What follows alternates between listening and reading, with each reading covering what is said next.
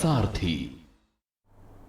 नमस्कार, मैं हूं आपके साथ यशी शुक्ला और आप देख रहे हैं के न्यूज की खास पेशकश, जिसमें बात करेंगे हुई मुलाकात बनी बात। प्रधानमंत्री नरेंद्र मोदी ने मालदीव के राष्ट्रपति मोहम्मद मुइज्जू से मुलाकात की है। पीएम मोदी ने कहा है कि भारत और मालदीव के संबंध सदियों पुराने हैं। भारत मालदीव का सबसे करीबी पड़ोसी और घनिष्ठ मित्र देश है। हमारी नेबरहुड फर्स्ट पॉलिसी और सागर विजन में मालदीव का महत्वपूर्ण स्थान है। हमने रक्षा और सुरक्षा सहयोग के विभिन्न पहलुओं पर विस्तार से चर्चा की है। बता दें कि मालदीव में रुपे कार्ड से भुगतान की शुरुआत हो गई है। प्रधानमंत्री नरेंद्र मोदी और मालदीव के राष्ट्रपति मोहम्मद मुइज्जू इस तरह के पहले लेन देन के गवाह बने। इस दौरान प्रधानमंत्री नरेंद्र मोदी ने कहा कि कुछ दिन पहले मालदीव में रुपे कार्ड लॉन्च किया गया। आने वाले समय में भारत और मालदीव यूपीआई के जरिए जुड़ जाएंगे। इसके अलावा दोनों ने मालदीव में हनीमाधु अंतर्राष्ट्रीय हवाई अड्डे के रनवे का वर्चुअल माध्यम से उद्घाटन किया। भारत ने उसके सहयोग से निर्मित 700 से अधिक सामाजिक आवास इकाइयां भी मालदीव को सौंपी हैं। शिलान्यास और उद्घाटन में पीएम मोदी और मुइज्जू की हैदराबाद हाउस में बैठक के बाद फैसले लिए गए।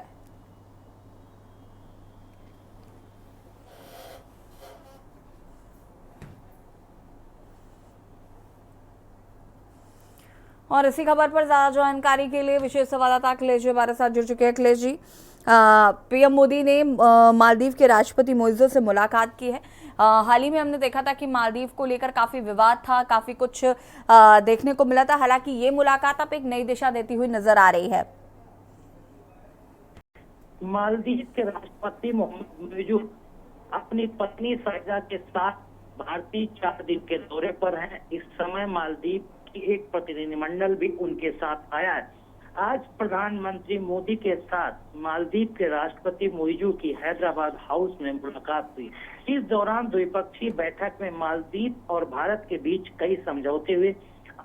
ऐसे अगर इन समझौतों को देखा जाए तो सामाजिक, आर्थिक और बुनियादी ढांचे को लेकर भारत ने मालदीव के विकास में एक अहम भूमिका निभाई है। इसको लेकर दोनों देशों के बीच में द्विपक्षीय समझौता हुआ।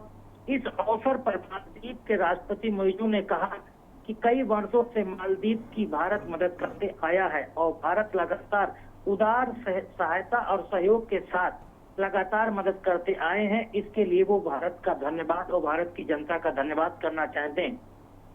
इसके साथ ही साथ भारत और मालदीव के साथ बहुत 40 करोड़ अमेरिकी डॉलर के द्विपक्षीय मुद्रा विनिमय समझौता हुआ और इसके अलावा करीब 30 अरब डॉलर भारतीय रुपए की सहायता भी भारत सरकार के तरफ से मालदीव सरकार को प्रदान की गई, जिसके जरिए मालदीव अपने यहाँ इंफ्रास्ट्रक्चर डेवलपमेंट पर उसको खर्च कर सकता है। तो भारत और मालदीव के साथ कर मुक्त व्यापार को भी बढ़ावा देने के लिए भारत सरकार और मालदीव सरकार के बीच में द्विपक्षीय समझौता हुआ ताकि दोनों देशों के बीच निवेश को बढ़ाया जा सकता है। इसके अलावा मालदीव ने रुपे कार्ड भी जारी किया, जो मालदीव में अब दोनों देशों के बीच में आर्थिक लेन देन में अहम भूमिका निभाएगा। इसके अलावा आपको करीब 70 सामाजिक आवास सौंपे जो भारत ने मालदीव के लिए तैयार किए थे उनको।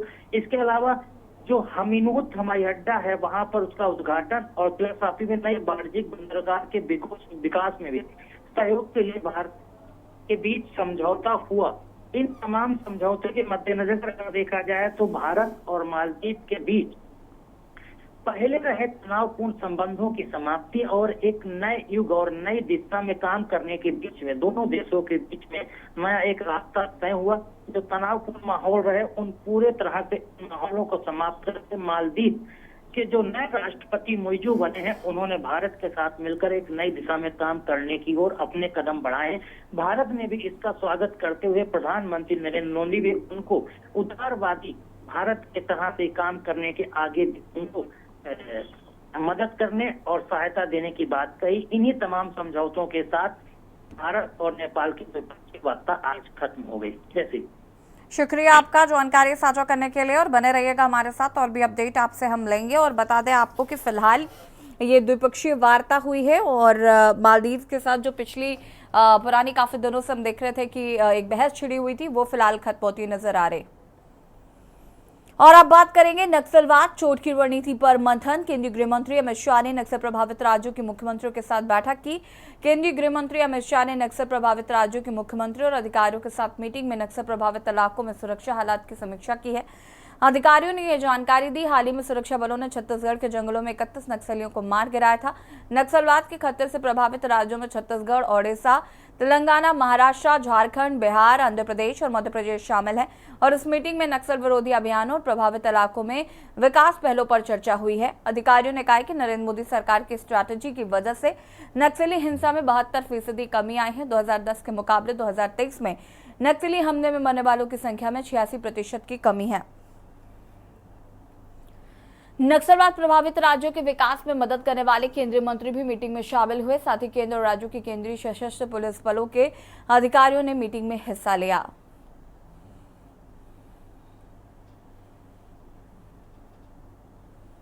नक्सलवादी गांवों को ना शिक्षा से युक्त होने देते हैं, ना वहां स्वास्थ्य की सुविधाएं देने देते हैं, ना कनेक्टिविटी को आगे बढ़ने में मदद करते हैं, ना टेलीफोन सुविधाएं, पोस्ट और बैंकिंग सेवाओं को भी आगे बढ़ने देते हैं।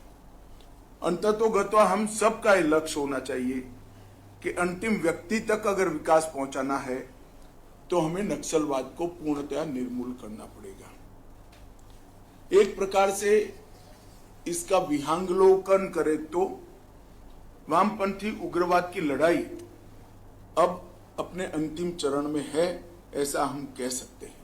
और मैं विश्वास के साथ आप सभी को बताना चाहता हूं कि 2026 मार्च तक आप सभी के सहयोग से ये देश दशकों पुरानी समस्या से मुक्ति पा लेगा। कई गांव इस चुनाव में ऐसे थे जनरल इलेक्शन में जिन्होंने 30 साल के बाद वोटिंग किया है, वहां पर वोटिंग हुआ है।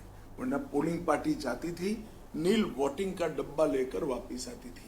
पहली बार 70% वोटिंग किया गया है। एनआईए को भी हमने एक्टिव कर इनके वित्तीय पोषण को भी रोकने का हमने ऑफेंसिव रणनीति अपनाया है, जिसके कारण इनके पास आर्थिक संसाधनों की कमी, अब सब जगह से रिपोर्ट आ रही है कि आर्थिक संसाधनों की कमी हुई है। डिफेंसिव नीति को बदलकर ऑफेंसिव रणनीति अपनाई है। कई ऑपरेशन 13 दिन, 10 दिन, 12 दिन के चलाए गए, जिसके कारण घेरा कर अगर 12 दिन ऑपरेशन चलता है तो उनको भागने का समय नहीं मिलता है। और इसी खबर पर ज्यादा जानकारी के लिए संवाददाता अखिलेश हमारे साथ जुड़े हुए हैं। अखिलेश जी, क्या कुछ जानकारी है? नक्सल विरोधी अभियानों के विकास पर चर्चा आज केंद्रीय गृह मंत्री अमित शाह ने की और उन्होंने कहा कि काफी हद तक नक्सलवाद में कमी देखने को मिल रही है। देश के नक्सल प्रभावित राज्यों को लेकर आज केंद्रीय गृह मंत्रालय की बड़ी बैठक हुई। केंद्रीय गृह मंत्रालय की बैठक केंद्रीय गृह मंत्री अमित शाह की अध्यक्षता में हुई। इसमें छत्तीसगढ़ के मुख्यमंत्री विष्णुदेव साय, छत्तीसगढ़ के डीजीपी, छत्तीसगढ़ के गृह मंत्री और छत्तीसगढ़ के उप मुख्यमंत्री विजय शर्मा भी शामिल हुए। इसके अलावा दूसरे राज्यों में जहां भी नक्सल प्रभावित क्षेत्र है, उड़ीसा है, पश्चिम बंगाल है, झारखंड है, इन राज्यों के भी गृह सचिव शामिल हुए।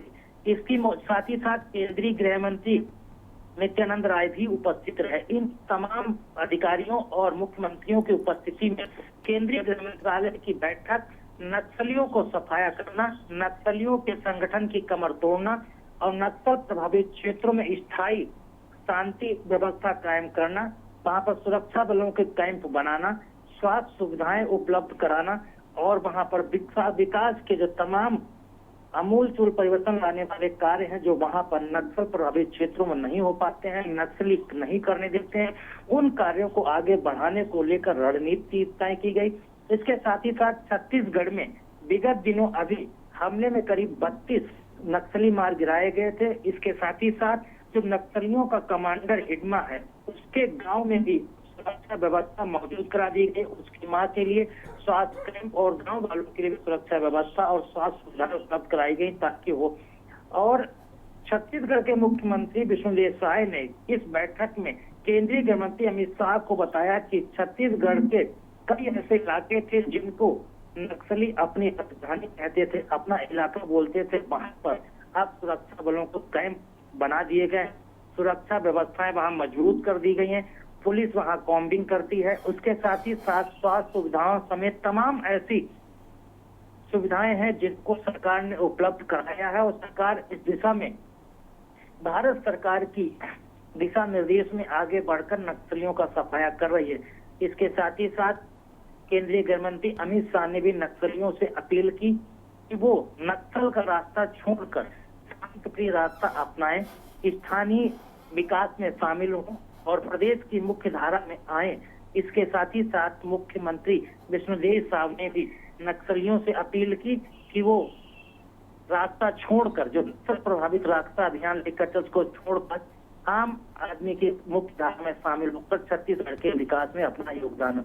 अब ये देखना होगा कि छत्तीसगढ़ केंद्रीय गृह मंत्री अमित शाह और मुख्यमंत्री विष्णुदेव साय की अपील पर गौर करते या नहीं। फिलहाल केंद्रीय गृह मंत्रालय और केंद्रीय गृह मंत्रालय को हुई आज अहम बड़ी बैठक में नक्सलियों के सफाये को लेकर नक्सल प्रभावित राज्यों में एक नए ऑपरेशन की शुरुआत करने और उनकी कमर तोड़ने के लिए रणनीति को भी अंजाम दिया गया। ऐसी शुक्रिया आपका जानकारी साझा करने के लिए। बने रहेगा हमारे साथ, और भी अपडेट आपसे लेंगे। और बता दें आपको कि मोदी सरकार की वजह से नक्सली हिंसा में कमी आई, ऐसा केंद्रीय गृह मंत्री अमित शाह ने कहा। और अब बात करेंगे कोर्ट से राहत मिली जमानत। जमीन के बदले नौकरी मामले में बिहार के पूर्व मुख्यमंत्री और राष्ट्रीय जनता दल प्रमुख लालू प्रसाद यादव, उनके दोनों बेटे तेजस्वी और तेज प्रताप यादव को बड़ी राहत मिली है। दिल्ली के राउज एवेन्यू के कोर्ट ने सोमवार को तीनों को जमानत दे दी है। विशेष न्यायाधीश विशाल गोगने ने आरोपियों को 1-1 लाख रुपए के निजी मुचलके पर राहत दी। कोर्ट ने इस बात पर भी गौर किया कि आरोपियों को जांच के दौरान गिरफ्तार नहीं किया गया था। बता दें कि जमीन के बदले नौकरी मामले में लालू, तेजस्वी, तेज प्रताप समेत 8 आरोपियों की पेशी हुई। इसमें अखिलेश्वर सिंह, हजारी प्रसाद राय, संजय राय, धर्मेंद्र सिंह और किरण देवी शामिल थे। हम लोग जो है न्यायालय पर पूरा विश्वास है। हम लोग अपने पक्ष को न्यायालय में रखते हैं और हमें पूरा उम्मीद है कि न्यायालय से हम लोगों को न्याय मिलेगा जैसे आज मिला है। और इस केस में कहीं भी दम नहीं है और आगे हम लोग लड़ने वाले लोग हैं और हम लोगों की जीत तय है। आप सब लोग जानते हैं जो लोग डरपोक होते हैं वो इस तरह का काम, राजनीतिक षड्यंत्र, एजेंसियों का दुरुपयोग वो लोग करते हैं। और इसी खबर पर विशेष संवाददाता अखिलेश जी हमारे साथ जुड़े हुए हैं। अखिलेश जी, तेजस्वी यादव, तेज प्रताप यादव और लालू प्रसाद यादव को जमानत मिल गई है कोर्ट से। दिल्ली के ईडी स्पेशल के राउज एवेन्यू कोर्ट में लैंड फॉर जाम मामले में आज सुनवाई हुई। सुनवाई के दौरान लालू प्रसाद यादव, तेज प्रताप यादव, तेजस्वी यादव समेत अन्य आरोपी भी कोर्ट में उस पर मौजूद रहे। हालांकि कोर्ट ने ED special court Rouse Avenue ने सभी को, जितने भी आरोपी थे, सभी आरोपियों को जमानत दे दिया। 1 लाख के मुआवजे पर सभी को जमानत दी। आपको बता दें कि लैंड फॉर जाम मामले का उस समय ये मामला सामने आया था जब लालू प्रसाद यादव 2004 से 2009 में मनमोहन सिंह सरकार में रेल मंत्री हुआ करते थे। उस दौरान कुछ लोगों को रेलवे भर्ती बोर्ड के डी ग्रुप की जो वैकेंसी थी उनमें नौकरियां दी गई थी और जिन लोगों को नौकरियां बिहार के क्षेत्र में दी गई थी उनकी जमीनों को लालू परिवार समेत अन्य लोगों के नाम ट्रांसफर की गई थी। जो इसमें आरोपी बनाए गए हैं उन सभी को लेकर ईडी ने अपनी एक स्पेशल चार्जशीट जाहिर की थी। स्पेशल चार्जशीट में इन सभी को इन्हीं मामलों में आरोपी बनाया है कि इन्होंने लैंड फॉर जॉब मामले में भ्रष्टाचार किया है। फिलहाल अब कोर्ट को तय करना है कि जैसा कि राउज एवेन्यू कोर्ट ने लालू परिवार के सभी समेत आरोपियों को 1-1 लाख के मुआवजे पर जमानत दी है। अब राउज एवेन्यू कोर्ट को अगली 25 अक्टूबर को जब सुनवाई होगी तो 25 अक्टूबर पर राउज एवेन्यू कोर्ट इन सभी लोगों को बरी करता है या फिर सजा सुनाता है या फिर आगे इन सभी की जमानत बरकरार रहती हुई सुनवाई जारी रहती है। ऐसी शुक्रिया आपका जानकारी साझा करने के लिए। और बता दें आपको कि नौकरी के बदले जमीन के मामले में तेजस्वी यादव और तेज प्रताप यादव और लालू प्रसाद यादव को फिलहाल राउज एवेन्यू कोर्ट से जमानत मिल गई है। और अब बात करेंगे विकास की बात। बीजेपी ने किया आघात। दिल्ली में सड़कों की मरम्मत को लेकर दिल्ली की मुख्यमंत्री आतिशी और पूर्व सीएम अरविंद केजरीवाल ने प्रेस कॉन्फ्रेंस की है। आपके राष्ट्रीय संयोजक और दिल्ली के पूर्व सीएम अरविंद केजरीवाल ने कहा है कि मोहल्ला क्लिनिक में दवा नहीं है, प्रेस कॉन्फ्रेंस के दौरान दिल्ली के पूर्व मुख्यमंत्री अरविंद केजरीवाल ने कहा कि मेरे जेल जाने के बाद भाजपा वालों ने दिल्ली की जनता को परेशान किया है, हमारी सरकार के काम रोके हैं। भाजपा वालों ने सड़कों की मरम्मत का काम रुकवा दिया। जेल से बाहर आने के बाद मैं और आतिशी सड़कों का मुआयना करने निकले और मैंने आतिशी से कहा कि पीडब्ल्यूडी की जो सड़कें टूटी हुई हैं उन्हें जल्द ठीक कराया जाए। सरकार ने इस ओर ध्यान दिया है और जब भी सड़कें टूटी हुई थी वहां मरम्मत का काम शुरू हुआ है। आगे कहा कि दिल्ली में हमारी सरकार को लगभग 10 साल हो गए। पिछले 9 साल में हमने जनता को कोई दिक्कत नहीं आने दी। हमने सभी सुविधाएं दिल्ली वालों को दी हैं, लेकिन पिछले 1 साल में भाजपा ने हमारे मंत्रियों को साजिशन जेल में डाल दिया। इन पिछले 1 साल के अंदर आप देख रहे हैं कि किस तरह से एक के बाद एक मंत्रियों को जेल में डाल दिया, कोशिश की, दिल्ली के काम रोकने की कोशिश की, दिल्ली सरकार को डिरेल करने की कोशिश की। उसके बावजूद भी हम लगे हुए हैं, हम डटे हुए हैं। अब मैं बाहर आ गया हूं और जितने भी रुके हुए काम थे और जो तकलीफ़ें और समस्याएं लोगों को हैं, मैं उनको आश्वस्त करना चाहता हूं। उन सब की तरफ हम लोग अब ध्यान दे रहे हैं और आपकी समस्याओं का निवारण करना हमारा फ़र्ज़ है। मुझे पता चला है कि दवाइयों की कमी बहुत ज़्यादा हो रही है अस्पतालों में और मोहल्ला क्लिनिक में। इन लोगों ने दवाइयाँ बंद कर दी। इन लोगों ने अस्पतालों में और मोहल्ला क्लिनिक में जो फ्री टेस्ट होते थे वो बंद कर दिए। 4 हफ्ते के अंदर अंदर इस ड्रेन पर भी काम शुरू हो जाएगा and in parallel new Rohtak road की भी रीलेइंग का काम, जहां जहां गड्ढे हैं, जहां पे भी पूरे पैचेस करने हैं, जहां कंक्रीटिंग करनी है, उसका काम होगा। अरविंद केजरीवाल जी अब जेल से बाहर आ गए हैं और उनके मार्गदर्शन में युद्ध स्तर पर दिल्ली के जो रुके हुए काम हैं वो दिल्ली सरकार द्वारा किए जा रहे हैं और आगे भी करवाए जाए। और इसी खबर पर ज्यादा जानकारी के लिए विशेष संवाददाता अखिलेश हमारे साथ लगातार बने हुए हैं। अखिलेश, क्या कुछ जानकारी है? युद्ध स्तर पर काम करने की बात दिल्ली के पूर्व मुख्यमंत्री अरविंद केजरीवाल और मुख्यमंत्री आतिशी ने कहा। आम आदमी पार्टी के राष्ट्रीय संयोजक और दिल्ली के पूर्व मुख्यमंत्री अरविंद केजरीवाल ने 10 साल की अपनी आम आदमी पार्टी सरकार को लेकर प्रेस कॉन्फ्रेंस की। उस दौरान दिल्ली की मुख्यमंत्री आतिशी भी प्रेस कॉन्फ्रेंस में शामिल हुई।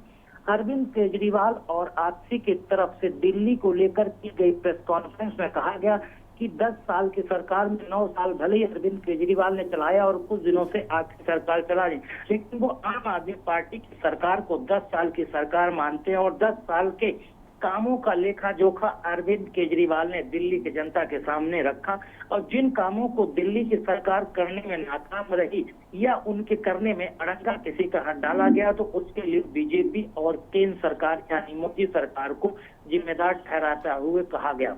इसके साथ ही आतिशी ने बताया कि दिल्ली के अंदर जो भी सड़कें टूटी हुई हैं, अरविंद केजरीवाल को बीजेपी की साजिश के तहत जेल भेजा गया, वो जेल से बाहर आ गए। दिल्ली के सड़कें टूटी से लेकर मोहल्ला क्लिनिक और अस्पताल में दवाई और टेस्ट जो रोके गए हैं उन सबको लेकर अब सरकार काम में जुट गई है, सरकार काम कर रही है। इन सभी चीजों की जल्द जल्द आपूर्ति कर दी जाएगी और इन पर काम शुरू कर दिया जाएगा और रुके हुए कामों को तेजी के साथ पूरा किया जाएगा। साथ ही साथ दिल्ली की पीडब्ल्यूडी की जितनी भी सड़कें टूटी हैं सब में पैच लगाने का काम किया जा रहा है, गड्ढा मुक्त किया जा रहा है और जल्द ही इन सभी को गड्ढा मुक्त कर दिया जाएगा। हालांकि आतिशी ने भी मोदी सरकार पर और भारतीय जनता पार्टी पर लगातार हमला करते हुए कहा कि ये लोग ना तो काम करते हैं और ना ही काम करने देते हैं और दिल्ली की जनता को परेशान करने के लिए इन्होंने अरविंद केजरीवाल को जेल भेजवाया। जब अरविंद केजरीवाल जेल में थे तो उस समय दिल्ली की जनता को परेशान करने के लिए इन्होंने जितनी सुविधाएं केंद्र सरकार से मिलती थी, एलजी के माध्यम से मिलती थी। ठीक है, शुक्रिया आपका जानकारी साझा करने के लिए अखिलेश जी। और बता दें आपको कि फिलहाल ये प्रेस कॉन्फ्रेंस की गई जिसमें बीजेपी सरकार पर जमकर आरोप लगाए गए हैं। और यहाँ रुकेंगे छोटे से ब्रेक के लिए। ब्रेक के बाद बात करेंगे छेड़खानी वजह मिली सजा। आप देख रहे हैं के न्यूज, खबरों का सारथी।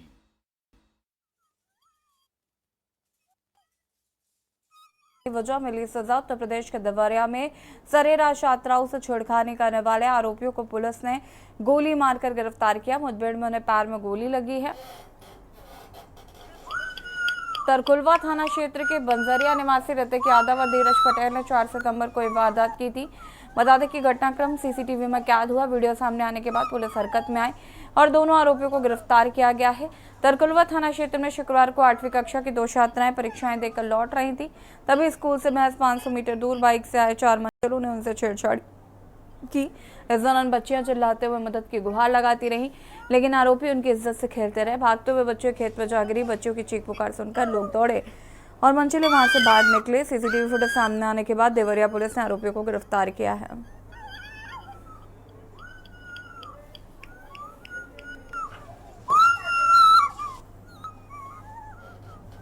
4/10/2024 को थाना तरकुलवा क्षेत्र में स्कूली छात्राओं के साथ छेड़खानी की घटना घटित हुई थी, जिसका वीडियो सोशल मीडिया पर भी वायरल हुआ था। इस संबंध में थाना तरकुलवा पर अज्ञात अभियुक्तों के विरुद्ध FIR दर्ज की गई थी।